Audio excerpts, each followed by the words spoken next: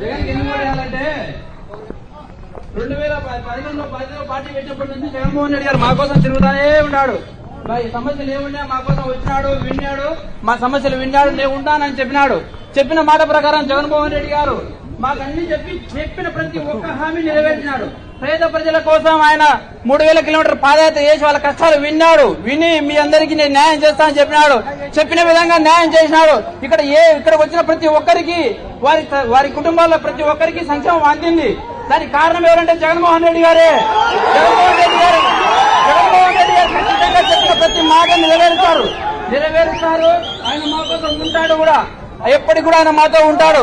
మీరు అన్ని ఇప్పుడు చెప్తున్నారక్క, మీ కుటుంబ సమస్యలేవో మీరు చెప్తున్నారు, కాదనిలేవే, అవి మీ వ్యక్తిగతంగా ఉన్నాయి. కానీ మీరు ఆ రోజు తెలంగాణలో కూడా చెప్పారు, నేను తెలంగాణలో ఉంటాను, మీకోసం ఉంటాను, పోటీ చేస్తానని చెప్పారు. అక్కడ పోటీ చేయలేదు, మీరు వచ్చారు. మీ మీద మాకైతే అభిమానం ఉందక్క.